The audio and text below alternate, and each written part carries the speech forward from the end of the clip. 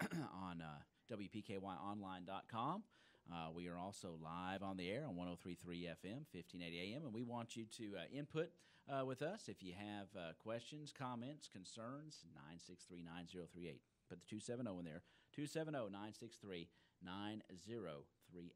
and we would be glad to answer any questions or just interact with you in some way. So, Todd, good morning and good welcome. Morning.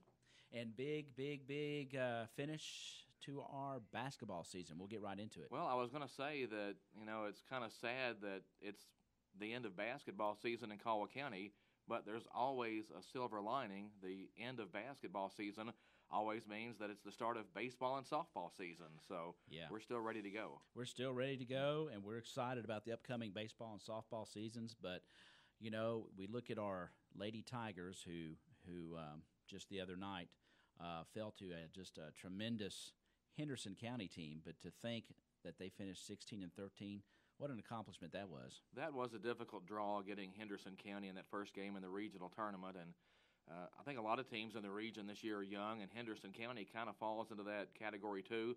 But when you're looking at a school that has over 2,000 students, they can maybe overcome that a little bit easier than some schools. But the thing that shouldn't get lost on the Lady Tigers is they won 16 games this season, and I'm not sure anybody saw that coming. I mean, when you look at a team that was young and then got younger as the season went along, starting 3 sophomores and 2 freshmen, I believe, in the regional tournament, well, you could expect them to struggle a little bit early, and they did have some problems with turnovers, but I think 2014 was the last time Lady Tigers were in the regional tournament. Again, we shouldn't lose sight of those 16 wins this season, a 7th district championship, but it was really difficult to and all those first-round matchups in the regional tournament were a little lopsided, so I think that was to be expected. But the thing that I kept telling people the other night is this game will pay off in the future. Right. It kind of stinks when you're in the middle of getting beat, by 35 points, but I think in the long run that game is going to pay off because those girls needed to be in that atmosphere and environment and, go through that. I think that learning experience will, pay dividends in the future. And with everybody coming back next year, they should be set up for another strong run next season. I really think so. And, the promising thing, for the most part, every time out, every night out on the floor, there were some setbacks maybe because maybe the matchup of the team was not very good. But you saw progression, and that's what you want to see. Well, anytime they played a team that was quicker or bigger, they had trouble. But every team does. Yeah, that's just a match. How the that's just kind of basketball. Yeah. But they were able to win some games they probably shouldn't have. Maybe they lost a couple that we think maybe they should have won. But at the end of the day, 16-13 was a pretty strong season for the Lady Tigers. Tenacity, grit, persistence, those are the kind of the things that I think about with this team this year. They a scrappy bunch of lassies as well, we that's get into the March. thing, it wasn't always pretty. We talked about that all season, that they would make mistakes, but you never had to question the effort. Right. And I think if you're a coach or a fan or whatever, that's all you could really ask for is they would go out and play teams, and sometimes the other teams ended up with more points, and that's just the way it goes. But you always knew the effort was there, and that doesn't happen with every team. You would think it would, but it doesn't. So I think as a coach, if your team's out there playing hard and giving it their all, you'll live with a mistake or two here or there. Exactly. And, they just that team Tuesday night, it's going to give people fits. They have they're quick. They shoot it really well. They press. I mean, the press and the defense just got our Lady Tigers the other night. Well, I think we had 10 turnovers in the first quarter and 26 for the game. And, that was the story of the basketball game. And when you're trying to make a comeback, and the Lady Tigers tried to get back in it a couple of times early after getting behind 11-2. But then a turnover would lead an easy bucket, then another turnover, a bucket. You're giving up 4-6 points at a time that way, and it's just really tough to stay in the game that way. The Lady Colonels, too, when they had those opportunities and those turnovers happen, they capitalized every time. I don't know what their shooting percentage was. We don't keep track of that, but they would knock down about every opportunity that they had off those turnovers. Well, and they've gotten a lot better since the start of the season. Mm-hmm. Again, I mentioned they're kind of a young team too, and I think they had some struggles early in the season. Typically, Henderson plays a pretty stout schedule, so I think their record is 14-12 now. But they've come a long way since the start of the year, and that's one of those situations where if you could have played them earlier in the year, you might have had a fighter's chance, or a puncher's chance. But playing them in the postseason, they're kind of on a roll right now, and the team is really well coached. You know, they knew any weaknesses Caldwell County had and were able to exploit those. And again, you look at the turnovers, and you can't turn the ball over 26 times and try to beat a good team. But that's something the Lady Tigers can look at for next season and say, hey, if we take those 26 turnovers and make it 10, hey, maybe we're in the game now. Exactly. So, again, against a really good team. Congratulations to those ladies, to the coaching staff. What a great year, and just bodes well for the future. But everybody needs to come back better next season. That's the thing. You have to keep progressing. You can't just say, well, this is good enough, because it won't be next season. Right. You have to keep getting better and keep getting better. And if they can do that, they have a chance to put together a nice little run, especially in the 7th District. I think you're right. The last time that happened, they won 3 district championships in a row. So, maybe this was the start of something this year. Yes. I think that's our tornado drill that we hear in the That is our tornado drill. We're talking over our tornado drill. We are tracking it here with our EMS alert, so I have it. It is a drill. Here. It is a drill. Yep, it is. You might hear the weather sirens. It's 9:07. This is a statewide tornado drill, and the weather not bad enough for these showers for them to call it off. So, but that is what's going on. If you hear the weather sirens going off, it is a drill, and it's a statewide drill that's going on at 9:07, which we're right on the money here. So. And, as long as we're talking basketball, Caldwell's guys had a good year, 14-14. I think they would like to have won a few more games. I mean, we always would, but a pretty strong year for them, I thought, in a year where the second region was pretty good overall in boys basketball. And sure, it was disappointing not to get to the regional tournament, not to get to play for the district championship.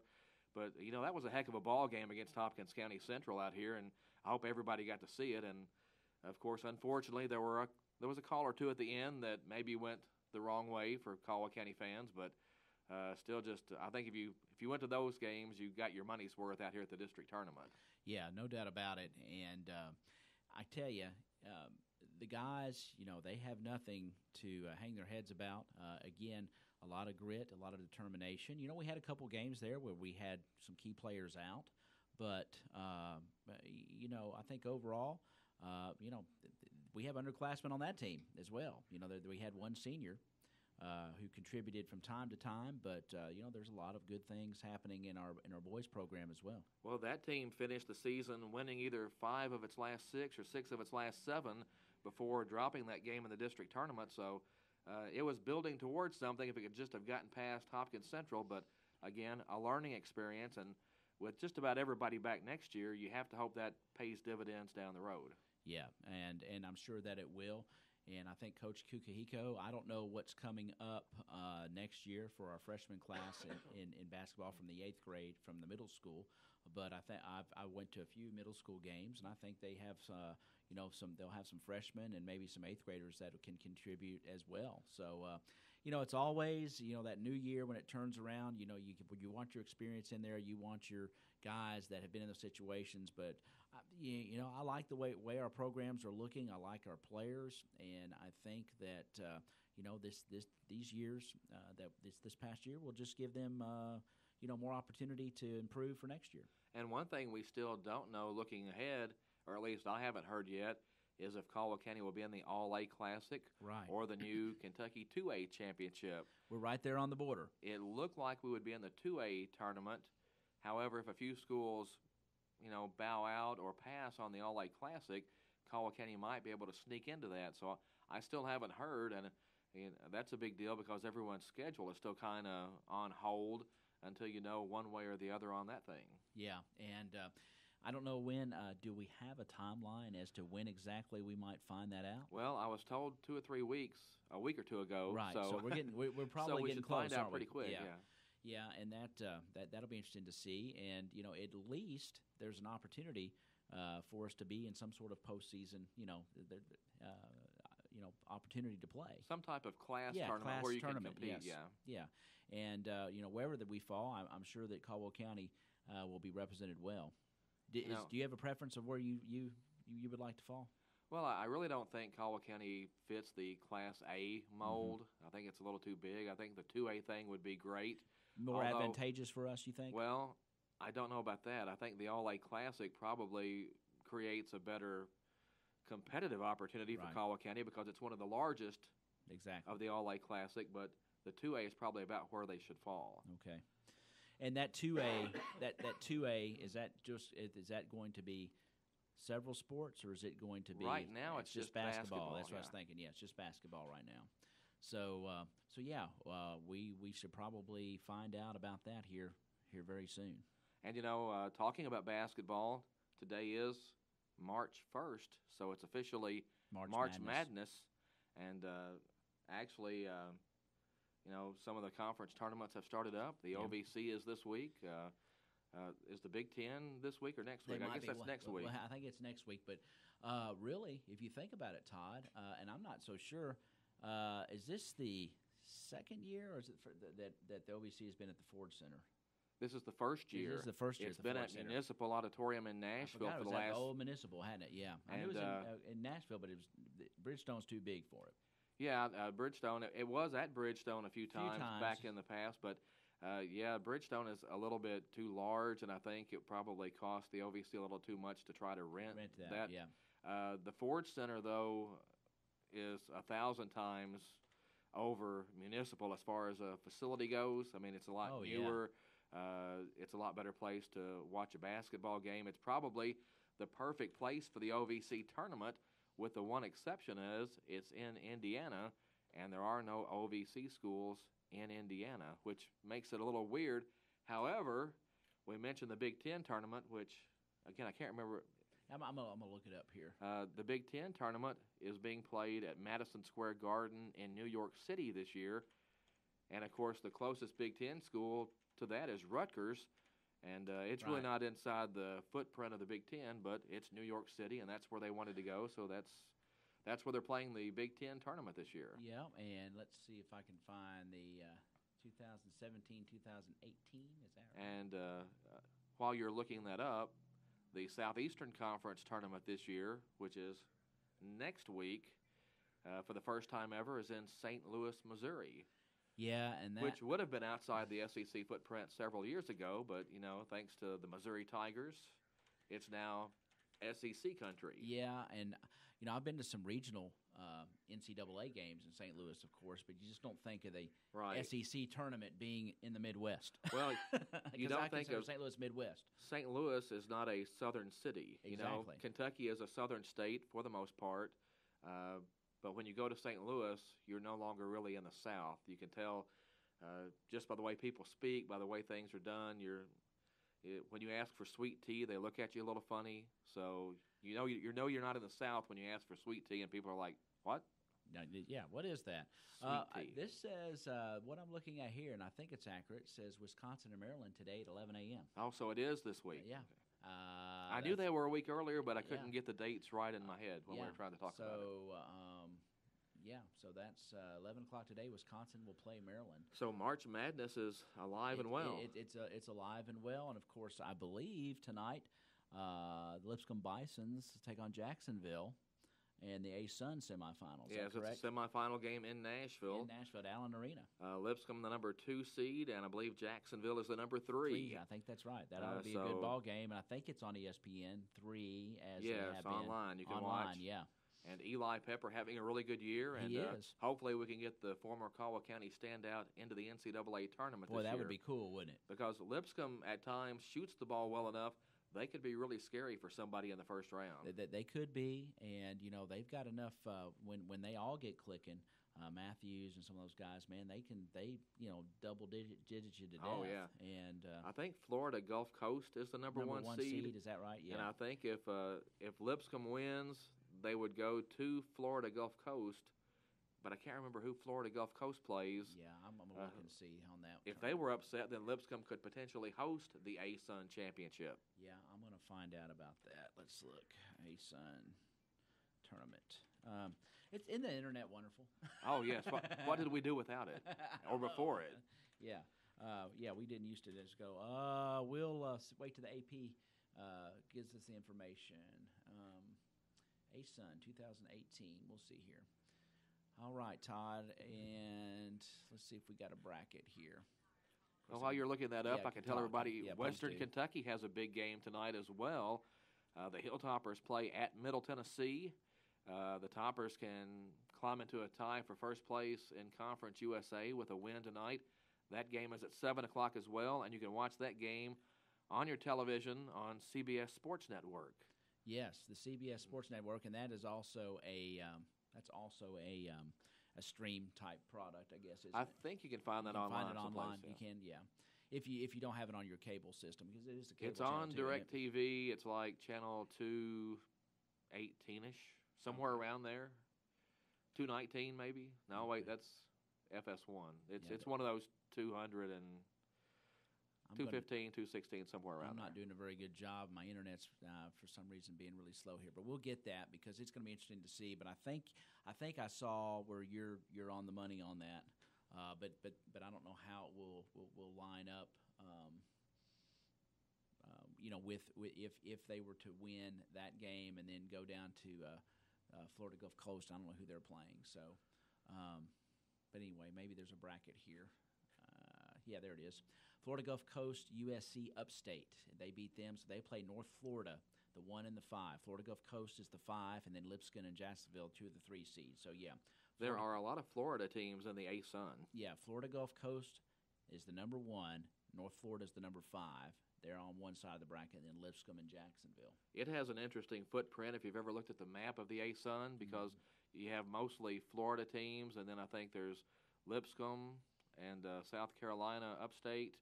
And then for some reason, the New Jersey Institute of Technology. Yeah. It's like, how did that team get in there? But, the last round of conference realignment kind of resulted in some teams and some conferences that don't geographically make sense. It's sort of like the Big 12 and West Virginia. That's right. Wouldn't you hate to pay those travel costs? Yes.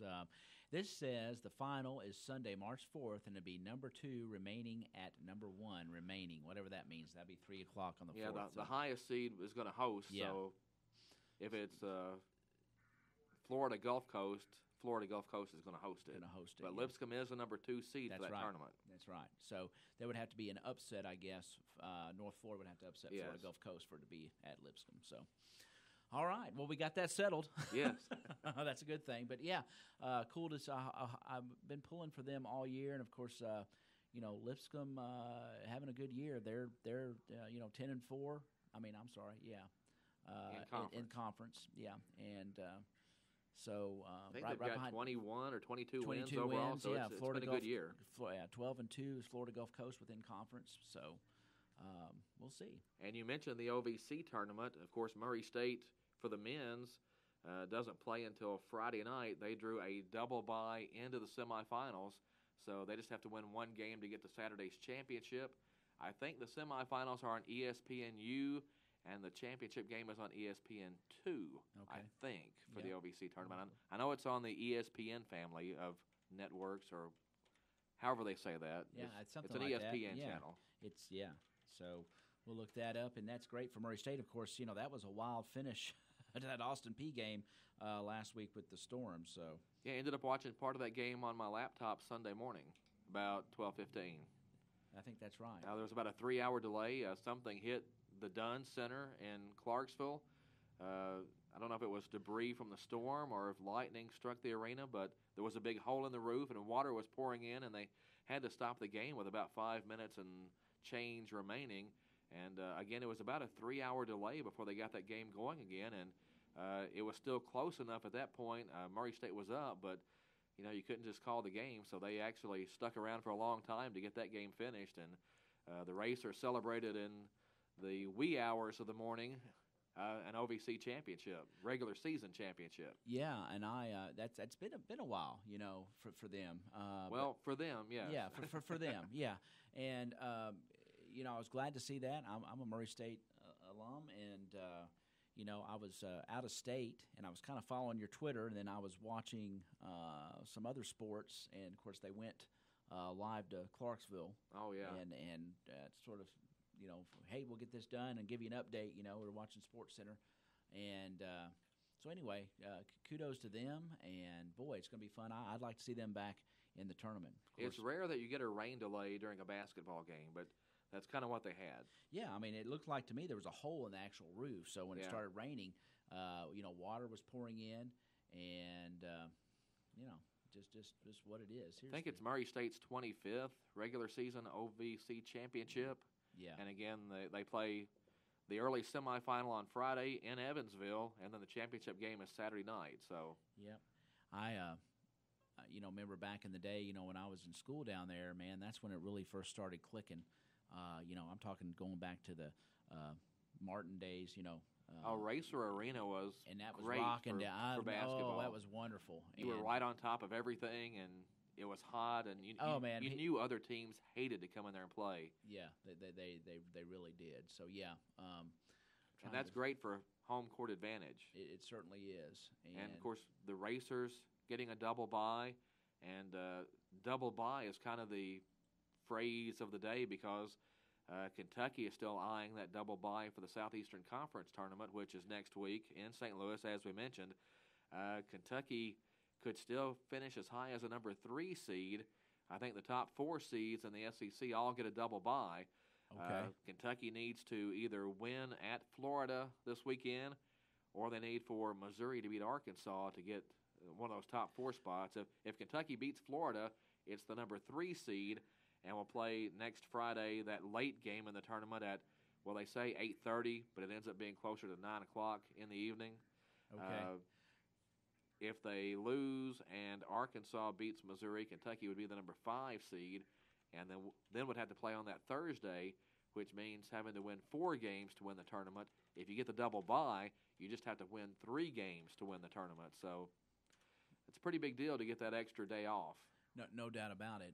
And I tell you, I don't know how I didn't get to see last night's game and what you thought, but I thought the game against Missouri, I pretty much watched that. That was probably one of the better games they played all year. They're definitely on the uptick. Yeah. The offense has looked a lot better the last 3 or 4 games. I think they've won 4 straight now. So, a lot of Kentucky basketball fans are breathing a little easier at this point in time, but still some defensive concerns. Even last night in the win against Ole Miss, Kentucky has to get stronger on the interior defensively to really play with the better teams. Now, Ole Miss has struggled some this year. I thought, played pretty well last night, but I think if Kentucky is going to actually challenge for the league championship and then try to do some damage in the NCAA tournament, the big guys have to get bigger and meaner inside on the defensive end because, offensively, Kentucky's gone from a team that was struggling to score 60 points.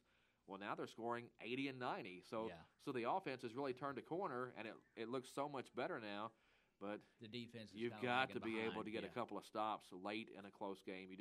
You have to be able to do that. Yeah, get a turnover or Because I think we've mentioned before that when you get into the postseason and you get into the tournament and all games are close and everybody is really good at that point, games come down to the last 4 minutes. They do. Who can execute in a half-court offense and a half-court defense?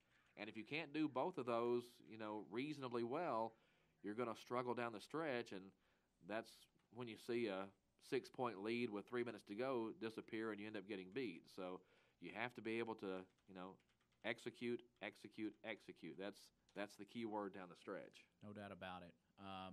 It's going to be interesting to see how it all pans out. March Madness is here. And, it's a fun time. It's fun when you have basketball on during the day. You just love it, it's exciting. It's fun. And, if for the OVC tournament, Evansville's not a bad ride for here. You can just pop up. It's a little over an hour, I guess, up to Evansville. And I think the Ford Center is pretty easy to get to. It is. Pretty easy to get out of and, head back home. And like I said, just a really nice facility to watch an event. It is, and you don't quite have the traffic issues in Evansville that you do in Nashville. No, not anywhere close. So that's a plus as well. So good luck to all the teams in the postseason, and it's just going to be fun. And of course, this will be I guess it'd be next weekend. Is that right, with the selection show? Is it? Yes, the 11th, Sunday, March Sunday, 11th. Yeah. Mm-hmm. And that's also one of my favorite day of the Savings years. time. Yes, because we go back to daylight saving time. Yeah. The other night we were discussing that, Yeah. and I was a little early. So yeah, it's the 11th. So, But it still is early from when it used to be. It used to be later in March, I think, I think that maybe so. because it seems like we, back in the day, would play about a week or two of the baseball season before the time change, which meant, It's getting dark early. it got dark really early, Yeah. which is only a big deal if you're trying to take pictures. Right. So basically that just affects me. But Or you used to be at Wrigley Field, but oh yeah, right. long time ago. But now that the time changes early and baseball, I was going to mention earlier actually that they've pushed back the start of baseball and softball a little bit back to where it used to be. So the first softball game is actually a home game here for the Lady Tigers on Monday, March 19th against Callaway County. And then the baseball season opens the next day, Tuesday, March 20th, and the Tigers will host Livingston Central. So a good chance to get out and see some baseball if the weather will cooperate, and, surely it will. And there's also a home baseball scrimmage set against Ohio County on Saturday, March 10th, which is really getting, Right. close. So we're just over a week away from that, and That's a scrimmage that's a on the scrimmage. 10th. Now, did I see a date with McLean County before that scrimmage on the old schedule? I think it's after that. It's one. after that, because And that's a road scrimmage. I Okay, think that's a road I think scrimmage, that's yeah. right. But so yeah, that's a good way to go out and get a preseason look at the Tigers on the 10th. As a matter of fact, for the newspaper, we're already looking at previews Preview. for baseball and softball teams, and the Caldwell County preview is going to run Saturday, March 17th, which will Okay. get you set for the openers. The next 19th Monday and and 20th, Tuesday. yeah. So one season just barely gets over before you jump in with both feet to get ready for that next season. Will you do a Lyon County preview as well? Yes, that is the game plan. That's the game plan. I'm not sure when that will come out. I would like for it to be around the 14th. Okay. But, it's difficult to plan pictures and those kind of things and to do a preview because as long as a school still has its basketball team going, well, you've got players on both, and so you can't really pull the basketball Exactly. players out to take baseball pictures. Mm-hmm. And Lyon County just finished up its basketball season last night Yep. with a loss to Henderson County in the first round of the Out of the boys close- regional tournament. So Caldwell County and Lyon County both fortunate enough to draw Henderson County in the regional tournament. I'm not sure how that works, but you end up with the largest school in the region playing in Lyon County, one of the smallest schools, I would yeah. say, them in Dawson Springs. Mm-hmm. So I'm not going to go into one of my rants about how I don't like the one-class system and how unfair it is, but, well, there you have it. I mean, how do you compete against a school that has 2,000 when you've got 400? Yep. I hear you, bud. But what I'm looking forward to these baseball, I think, and softball seasons. I think we're going to have great years. If Caldwell County baseball is not the number one ranked team in the region, there's something wrong because you're looking at back-to-back regional championship teams from Caldwell County, a state runner-up, All-A Classic team last season. The Tigers returned just about everybody. And the main thing, all those arms. Solid pitching. This might be the best pitching staff Caldwell County's ever had. And I know right now those 1991 guys are going, wait a second. Can't believe you just said that because their pitching was fantastic too. And that was a great team. And you have to have good pitching. Oh, yeah. The three most important things in baseball are pitching, pitching, and pitching. There you go.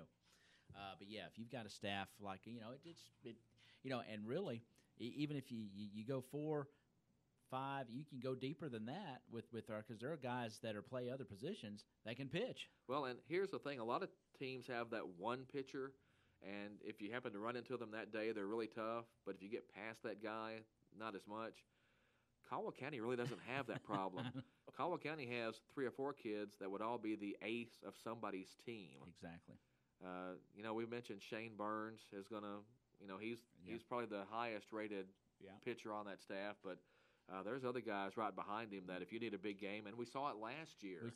Ty Ramey pitched a heck of a game. I mean, yes, and just at the state tournament for the All-A Classic, so many guys stepped up, and Caldwell played a ton of innings because it seemed like every game went extra innings. Yeah. And the pitching never wavered. I mean, it was there the whole time. So baseball is baseball, and one pitcher on a good day can beat you.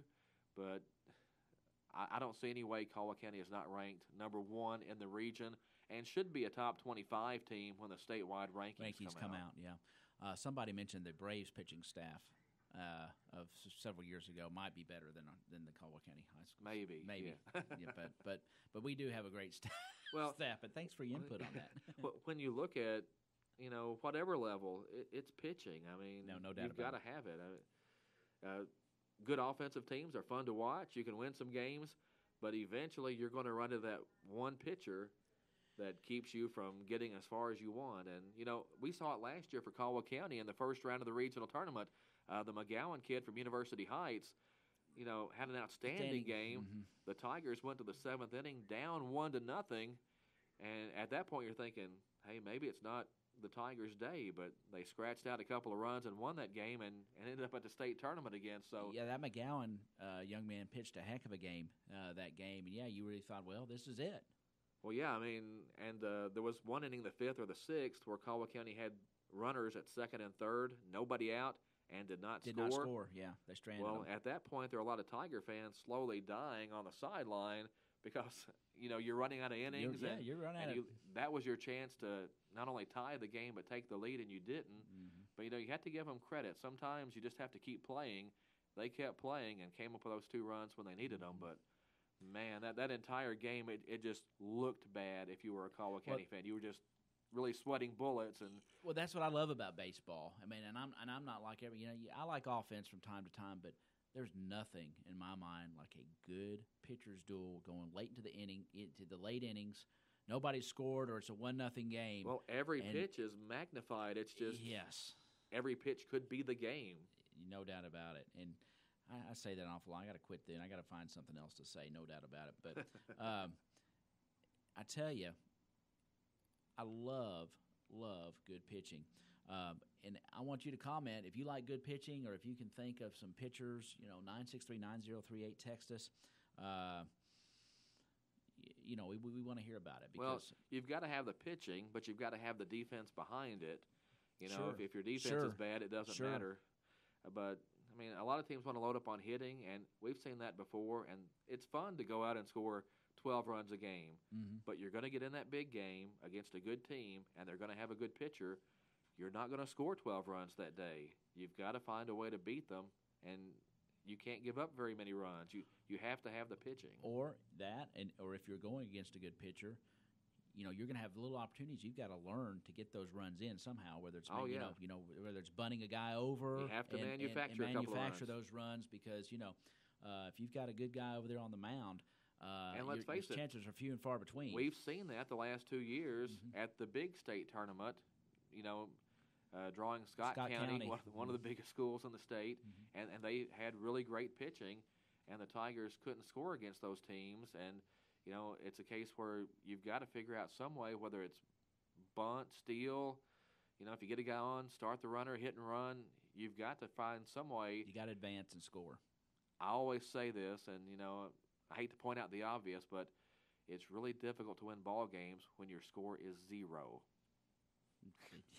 Whether it's football, baseball, you've got to score, but got to score. It's tough sometimes.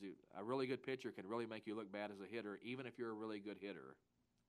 Yes, and I think when you're batting, if you're 30% of the time, you're doing something offensively. Oh, and that's good in baseball. Yeah, you're a good hitter. Yeah.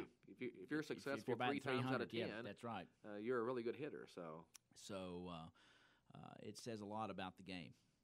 It really does, and how difficult it really is a game. It's a difficult game when you're trying to hit a breaking pitch coming in, whether it's fast or they've taken something off of it. Stand in that box and give it a try. And then the next pitch is an 80-mile-an-hour plus fastball in on your hands. And it's really tough. And little intimidating at times too. So I watched last night. I pulled up the 90. I think it was 91 Twins and Braves. Jack Morris against John Smoltz. That game went 10 innings, And, of course, Jack Morris was John Smoltz's boyhood idol. Oh, wow. John Smoltz was from Michigan. Jack Morris was from up there. He played pitched for Detroit, but he was with Minnesota, and so John Smoltz got to go up against his idol. Of course, that was one of those games where he was a young John Smoltz. Did not have the best season in the world, but kind of got hot there in the postseason and started, his reign as one of the best postseason pitchers ever.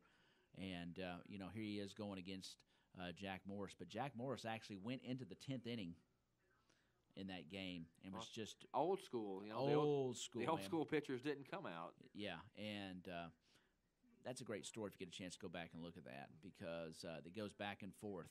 It's called First to Last. It's on YouTube, but it gets the perspective of Jack Morris and John Smoltz about that last game. But that's one of the great World Series pitching duels of all time, I think. Well, I'm just really excited about baseball season.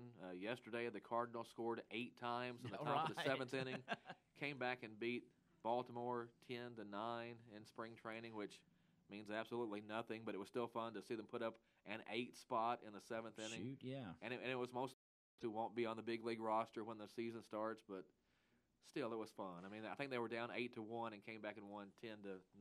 I was just in Florida for a few days last week, and I was hoping I might, but I just did not have time to squeeze in a spring season game. But I have in the past, and always enjoy that. But boy, it's just 82-degree days, guys on the baseball diamond, you can't beat it. Well, I love the start of every season. You get your hopes up, whether it's football season, basketball season, whatever sport.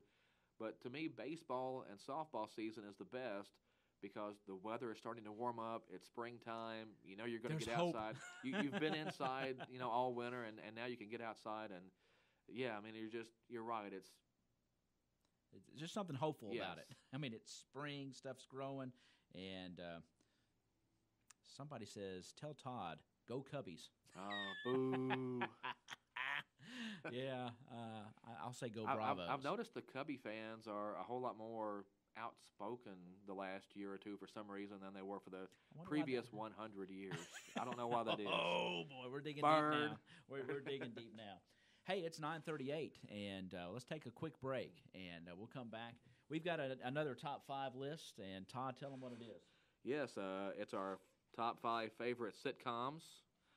And I thought this would be so easy when I suggested it, and it was not. No, this was is painful. This is one of the most difficult I think I've had. Oh, I had to leave so many great shows off that we'll talk about it after the break. Yeah, we'll take a break, and if you want to get in on the top 5 sitcoms, and text us at 963-9038. We're going to take a little break, and we'll be back here on your hometown radio station. Listen to the Sideline Report, brought to you by the Times leader, Todd Griffin, in studio. We'll be back in just a moment. Here's a reminder from your Princeton Electric Plant Board. Meter tampering is dangerous. Tampering with an electric meter is not only dangerous, it is dishonest and against the law. Stealing electricity by tampering with an electric meter may result in your arrest and can even risk your life.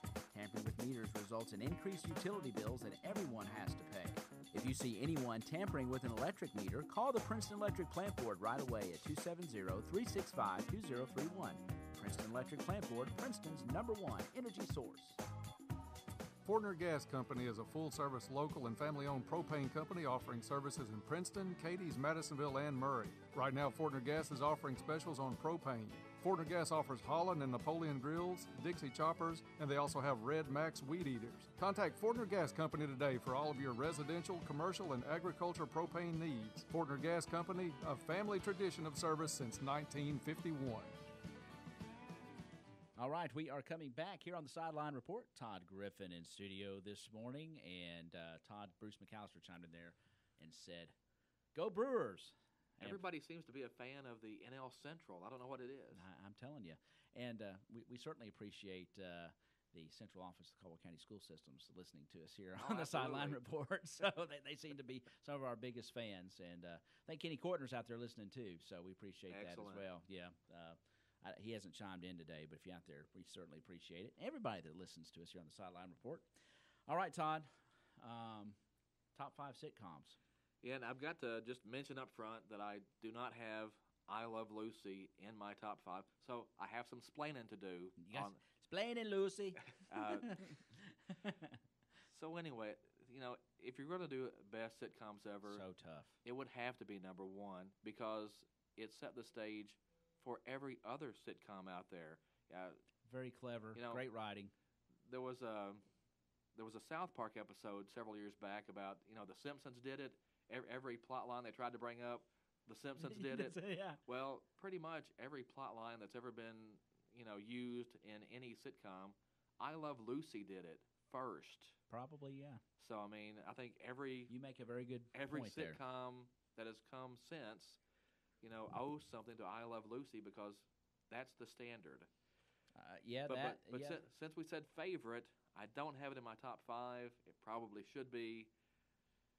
Again, it was really painful because I left a bunch of stuff out. And I thought do 5. Yeah, and I'll throw the Honeymooners in there as well. I thought that was brilliant. But I think it's my turn to go first. Yes. And these are my favorite. And I guess it goes back to a lot of times I don't watch much TV anymore. So all these are probably from the 70s. Now they are. They're from the 70s when these things were everywhere. But I'm going to go with. This is maybe an outside dark horse kind of thing, but I remember just liking it. It was an ABC show, Three's Company. Yes. John Ritter was great, a great comedic actor. The girls were gorgeous. That was a very early 80s. When you're 9 and 10 years old. Kind of show. Yeah, and then you had Norman Fell, who played the first landlord, and then you had Don Knotts, who came on later as Mr. Hurley. But you can't beat Don Knotts. No, you can't. It was goofy comedy, but that's my number 5. It's a pretty good one. Yeah. Okay, my number 5 is Gilligan's Island. I about had him on there. That's an ode to childhood. It is an ode to childhood because I think I've seen those shows more than any other. You can quote some TV. episodes. Oh, absolutely. You don't even have to watch the show. You can just remember it in your head. You remember it in your head, yeah. But anybody who's ever heard the theme song once has the 3-hour tour going through their head. I sing it every time I get on a boat. I mean, I do. Every time I get on a boat, I start singing it. So to be true to myself, I had to put Gilligan's Island at number 5. Yeah, I think that's top notch. I'm going to go to number 4, and boy, this one's painful to watch today. But when you're 9, 10 years old, it's pretty cool. I got Happy Days. I got Fonzie on there. I did think about that. And I had a Fonzie shirt. My brother and I have a picture of wearing our matching Fonzie shirts, so I was a big fan. Wow. And, when you have a Fonzie shirt, you're a fan. I thought when you said it was painful, you were going to say, welcome back, Cotter. It's sort of a similar in that way, because when you watch the episodes today, you're like, I can't believe I watched this, So anyway, chime in there if you want to at 963-9038. Some of the shows did not age well. No, they're just as some people they're tough to watch these days. But Henry Winkler, Ron Howard, they're awesome. Donnie Most, boy, he had a record at the old radio station. Remember that Donnie Most record? No, I don't remember that. Oh, we had a Donnie Most record. I think Anson Williams might have had one too, Potsy. But we had a Donnie Most. How do I not remember that? We had a Donnie Most. Remember the Terry Bradshaw Sunday one? Gospel record? Yes, I played it. Yeah. Sorry, got off subject, but that was kind of funny. So we talked about the ones that did not age well. My number 4 has aged well and is still one of the most awesome shows. You've already thrown it out there, The Honeymooners. Jackie Gleason and Art Carney may be the best tandem in the history of television. Yeah, it should have made my list. It did not. But Audrey Meadows was she was like the straight man to all those gags. I mean, and she was great. It was beautifully done. What talent on one stage! Oh yes. All them, the way they did together. And I think they basically had one set. I mean, there were a few other little things here or there, but it was basically all in that kitchen. Yes, right there. that was their one set. Yeah. And it was just the material was so great and so funny. Yeah, it was, and I mean, to my mind, the reason why I didn't put it on my list is it was kind of loose. It's kind of up in the upper echelons, Well, and there's not that many episodes of it. Its not, actual run was 39 episodes, but then there were other skits that were on the Jackie Gleason show or something like that they came out with. Yeah, and those were the lost episodes. So I think now there's probably about double that, but still not very many for. No, there's not, and of course that was. That was the late 50s, I guess. It was the 50s. Yeah. Yes. But for that run. I mean, there's a reason that's called the golden age of television. No I mean, doubt. you had I Love Lucy and The Honeymooners, and my number 3 show that we'll get to in a minute. Okay. My number 3 show, back to childhood, but this is another one of those shows that was controversial at times. Well, it was not afraid to tackle a serious subject, especially in a time when really we were just a few years, 10 years or less from segregation, and I'm talking about good times. Yes.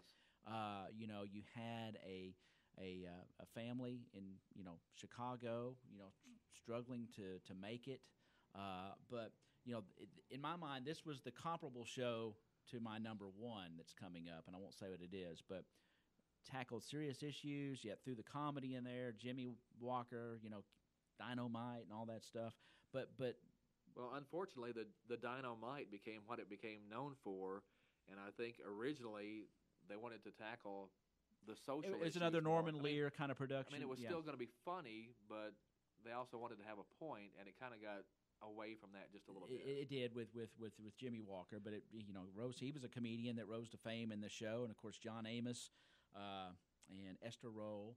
I mean, great cast. And it had Janet Jackson. Yeah. So that's Good Times is on my number 3 list. All right, my number 3 is the Dick Van Dyke Show. Can't go wrong there. Thank goodness there was Nickelodeon to show this show because it's brilliant. I mean, when he walks in and just falls right over the ottoman stool, boom. I mean, the whole show is just it's so funny, and it was clean humor. There was never anything even remotely dirty about it, but I mean, it was just funny on top of funny. I mean, it was. I mean, one of the best shows ever. Again, there's a reason they call that the golden age of television. And Dick Van Dyke, tremendous talent. Oh yeah, and not just comedian. No, but I mean, he can dance, he can sing. I mean, I love him in Mary Poppins and Chitty Chitty Bang Bang and those things that he did. I mean, and all the musicals he did. Performer. Yeah. Great. And I know people. I mean, I know there are people ready on their trigger that we don't have. Probably, what show that I don't have on here? Which I know there are 3 or 4 shows that I left off, and we can talk about those after this. But my number 2 is MASH. That's a good one. And the reason being, again, they tackled the serious issues as well. But you'd have episodes where you were just like, oh my gosh. But I just think that Alan Alda's humor was fantastic. The whole cast, just the chemistry was unbelievable. Even when the replacements came in, whether it was David Ogden Stiers for Frank Burns, whether it was Colonel Potter, Harry Morgan for McLean Stevenson, it fit. Most shows wouldn't survive with cast changes like that. The writing was so good, and the cast was so good that it didn't miss a lick. Again, if we were doing best sitcoms as opposed to our favorite, I think it would have to be on there someplace. Oh yeah. So where are we at? We're at to number 2. Yeah. Okay, my number 2, and cue the sound effects. Oh yeah, let's do that. Let's play the sound effect first. I think I got it up here. I don't know if we call it sound effects, but let's just see what we got here. Here we go.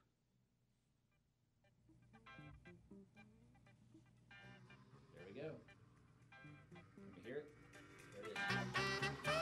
Okay, so my number 2 is Sanford. Pretty obvious. We're digging it. We're digging it.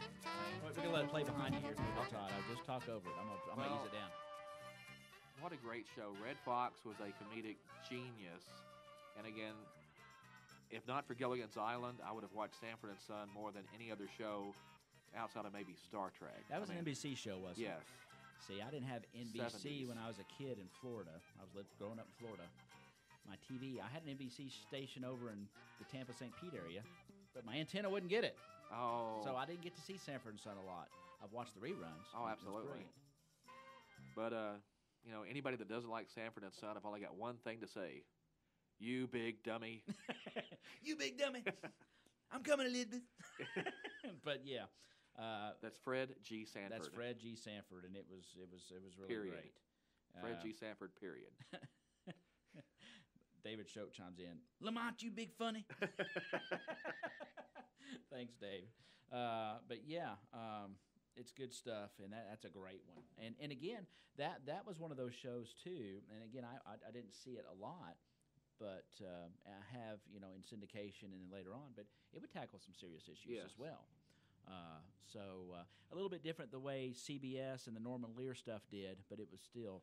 And good they stuff. had their cast of characters, and it was every show. What and, was the lady? What was the aunt's name that Fred was always getting Esther? into? Esther. You old fool, she'd say. You old fish-eyed Oh, fool. fish-eyed fool. Yeah, I love that. I love it.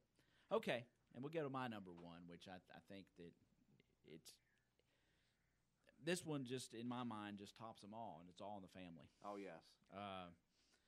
Very controversial at times. Archie Bunker is a very controversial character, hilarious in many ways, but I think if you talk to Carol O'Connor today, he'd tell you that of course he was nothing like the character, Right. but I think he felt it very important. I've seen interviews with him, read interviews what they were doing was to was a social progression, was to bring these issues to the forefront, but do it in a way that everybody could kind of relate to.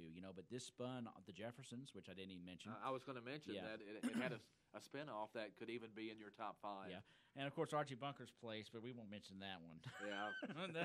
I mean, good try. I mean, it was still great to see that character, but it kind of played out there, and then but what an incredible. I mean, in my mind, that show did. It's bigger than a sitcom.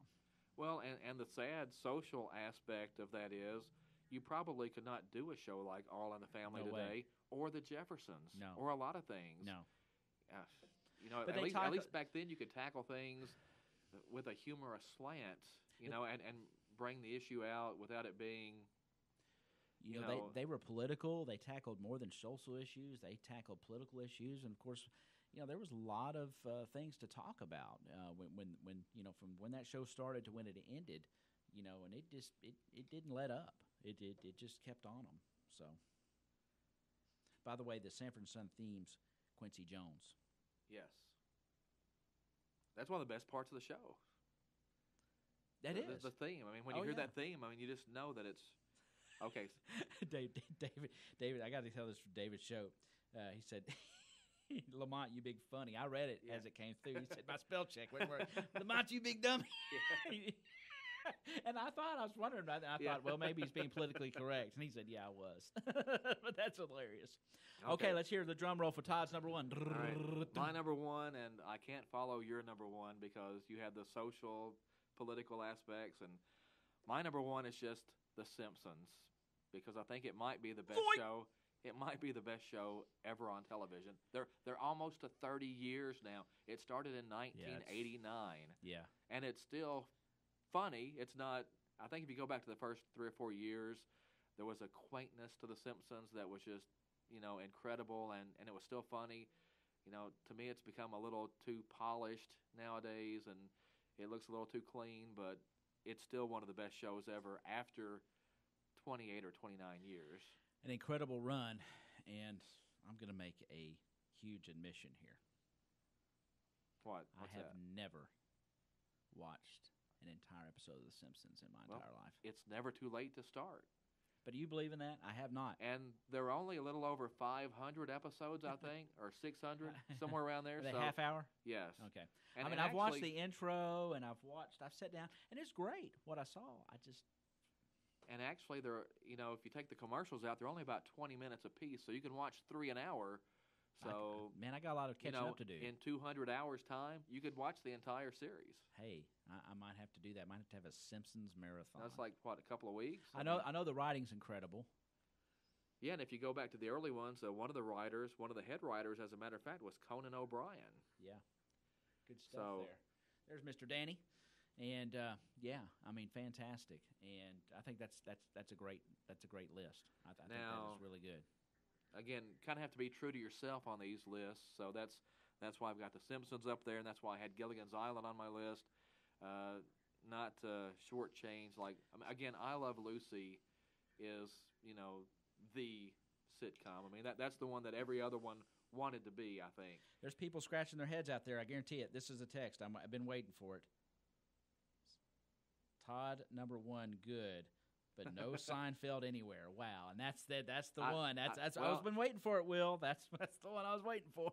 You're exactly right. I did love Seinfeld back in the 90s, but to me that's one of those shows that hasn't aged as well as some of the other ones. Mm-hmm. It's very 90s centric, if that's a phrase I can use. And yes, it was must-see TV back in the day. I mean, the Cosby Show would have been right there with it. Again, though, those shows are just kind of dated to me. They are, but it has spun some really some pop culture like soup Nazi terminology. Oh yeah, and we still use it. We still use it, and Will, you're exactly right. It's hard to believe that we didn't put Seinfeld on there, but then this was kind of a favorite list. Right, and I'm sure there are people out there that wonder, Friends. Yeah. Why we didn't have Friends on there. Cheers. Oh, yeah. Which, again, if we did a top Bunches of 5 them. greatest ever, I would probably have to put Cheers on there. Oh, yeah. Yeah. There's been a lot of good ones. So, again, it seemed like an easy list when we started it, or in theory, it seemed like an easy list. Trying to pare it down to 5 was almost impossible, because you would see a show and you'd like, oh, I love that show, but it didn't make the list. Exactly. And, Cheers is that to me. I loved Frasier. I love all those shows, but I forgot about Frasier. I forgot about Frasier. you can go back through history and just see all these great shows that, again, you can only do a top 5. And exactly. I mean, I guess we could have cheated and had like a 5-way tie for 5th, but no. I like the list, and so I don't know what we'll do next week, but I'm sure we will discuss it and have a top secret conversation after the show. And if anybody has a suggestion, we'll take please it. make it.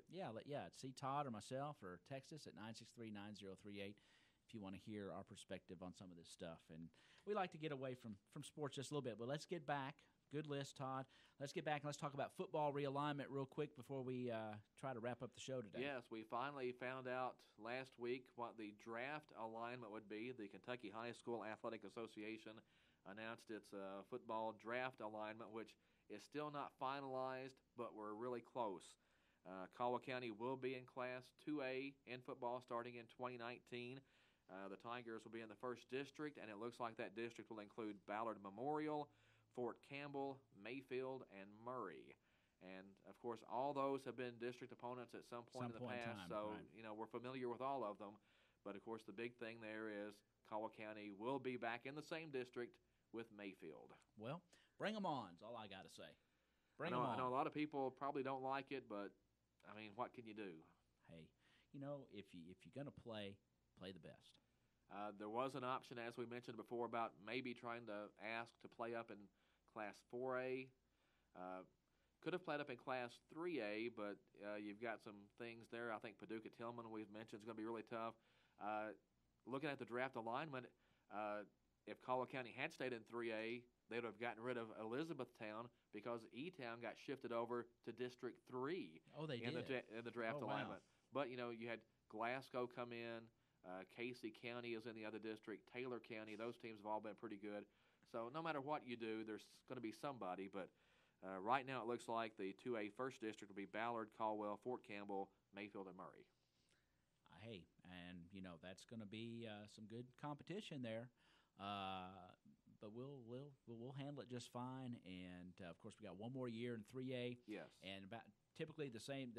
It'll be the same schedule we had last year, just basically reversed. Yes. We'll be the home and away, so just be reversed. So. And looking ahead to the second district in 2A, which will be the district we get paired up with for the playoffs, that district will be Butler County, Hancock County, McLean County, Owensboro Catholic, and Todd County Central.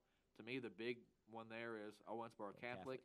However, Catholic recently lost its head coach. Coach Edge left to go to, I think, South Spencer in Indiana. Okay. So they're going to lose something there. Owensboro Catholic, obviously a private school, and some advantages that the public schools don't have. But to me, that's the biggie over in the other district. My first thought on this is that, yes, Mayfield will be difficult in the district, but you're probably looking at a situation where Caldwell's playing Mayfield for the district championship, and then Caldwell is probably playing Mayfield again for the regional championship. Just looking at where those programs are and the other programs that will be in the district. Now, schools still have a chance to ask to be moved or, whatever concerns. The alignment will be finalized in May, so at least we're getting close, but we do now have the draft alignment, and usually once the draft alignment comes out, there aren't many changes after that. Yeah, maybe some minor tweaking or Yes. something else, but hey, that's good to know. I know Coach Barnes was in several weeks ago on this show and told us about the decision to remain in 2A, and we were waiting for this draft alignment to come out. Yes. So we now have it, and it's about what we thought. The other district, maybe not exactly how we thought it might be, but I think that's pretty good. And when you look at the playoffs and you look at Butler County, Hancock County, McLean County, Owensboro, Todd County, to me those are a lot easier trips, whether we're going there or they're coming here, than what we've seen the last few years with Adair County having to make that trip, 2 or 3 times, Hart Yes. County having to make it, even the trip to E-Town. that's a long haul.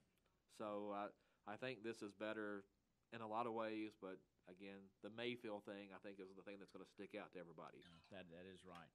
Well, we're getting a text come in here, and Todd, let's shift a little bit to golf before we get out of here, and let's talk about Emma Talley and what she's got going on with the golf this week. She's going to plan a fundraiser in Puerto Rico, I believe, for it's a pro-am that's going to go on Saturday. There's usually a big event in Puerto Rico about this time of year, but because of the weather that went through there and the problems they're having, they couldn't hold their tournament this year. Mm-hmm. So this is going to be a fundraiser, and she's going to plan it along with some other professionals. And all those proceeds are going to go for relief Yes. of the Puerto Rican hurricane relief. Yeah, it's a good thing. That's a good thing. She's giving back, and she's that kind of person. And I think she gets back on the LPGA tour in a week or so when the event comes back to the States. Okay. I think the last event or two over in Thailand or wherever Right. it was I think you had to be like in the top whatever to get invited to that. So she'll be back at it and off a 7th place finish in Australia, which was pretty big. No doubt about it. That was a great finish for her, and I'm sure she's just gearing up and getting ready to go. This will be a good way for her to stay in some form and then get ready to head back to the States and start the other leg of the tour. And regional basketball is continuing. Our interests are not in it anymore. Once Caldwell County and Lyon County both were defeated, that kind of did it for us as far as following those teams. But I think if you look at the 2 regional tournaments, I like Webster County on the girls' side, and I still like Christian County to win the boys. I think the boys is going to come down to Christian County and University Heights. Yeah. I think the boys will come down, or the girls will come down to Webster County. Did I say that right? Boys will be Christian UHA, and girls should be Webster and probably Christian.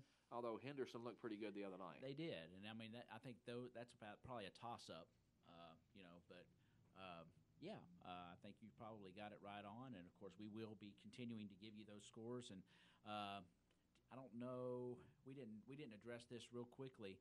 I think we had a player on the boys district. Did Darian Boyd get on the all-district the all-region team? All-region team. Yeah, that's what I mean, on the all-region team. Yeah. Yeah, Darian Boyd made the coaches all-region team. Yeah. I think there will also be an all-tournament team that comes out later, and of course Caldwell County didn't make that, but Darian averaged almost 24 points a game and led the team in rebounding and over 8 a contest. So those are pretty strong numbers again, and it was a strong year for boys basketball in the second region. There were a lot, there were 10 to 12 teams that were pretty good and a lot of really good players. I think Christian County is going to end up being the class of the region. UHA's got a shot at them, and UHA actually beat Christian County in the 8th district final. So that's going to be a fun one if it turns out that. Christian County had the tough draw, though. They've got to play Henderson County on Henderson's own floor in the semifinals, and UHA is in what everybody considered to be the easier end of the bracket. So expected to see Christian and UHA once again in the second region championship. All right. We are getting close. We're about 5 after, and we're going to wrap it up today. I've got a couple of comments here. Will Brown says, yada, yada, yada. Should have shows like T.J. Hooker, which was cool then, but comedy now, like Top Gun. Yeah. Good point there, Will. And then let's see here. I think let's see, what did Bruce has chimed back in and said, I can't believe Punky Brewster and Charles in Charge didn't make either list. Wow. Yeah, they're eclectic guys. Punky Brewster, at one time they were doing 15-minute shows because football would always run over. So instead of just doing 30 minutes and getting bumped, they would do a 15-minute show. That's right. That's my useless trivia of the day. Love it. Well, that's going to wrap it up, Todd. We're going to have to say goodbye. It's 5 after, and we'll have another big show next week. That was a quick hour. It was. It was a quick hour, but that's what happens when we have a lot to talk about. Yes. And we certainly do. There was a lot of sports, and our sitcoms got out there, and again, we can pick those apart forever. That's right. And if you want to chime in or think about something, do be sure to text us your comments, or if you see us out, you can text us at 963-9038. That'll get you here. If you have something you'd like for us to do for next week's show or to address, we'll be glad to do that. We certainly appreciate you all tuning in and supporting the Sideline Report, brought to you by the Times leader, Todd Griffin, every Thursday in studio at 9:03 with myself, Ty Engelbright. And we thank you so much for listening today, and we will see you next week. Todd, have a good week. You too. Thank you. And we'll keep you. Be sure you pick up your editions of the Times leader. Of course, we've kind of still got regional basketball going on. Todd will cover that for you. Has great sports coverage on that. We've got baseball and softball previews coming up as well later on this month. The 17th for Caldwell County will be baseball and softball preview time. So and then the season starts softball the 19th, baseball the 20th. Again, we've got that baseball scrimmage coming up the 10th. Don't forget about that. Hopefully the weather will cooperate, and we'll have great weather and just a great baseball and softball season. And you can email Todd at Todd Griffin at timesleader.net. And I'm on Twitter at ToddGriffin100. There you go. All right, that's going to wrap it up. Have a great day, everybody. Thank you so much for joining us on the Sideline Report. We'll see you next Thursday. Thanks for listening to the Sideline Report, brought to you by the Times leader, Todd Griffin, in studio to get us up to date on everything Caldwell County sports. So be sure to tune in at 9:03 every Thursday for the Sideline Report, brought to you by the Times leader, Todd Griffin.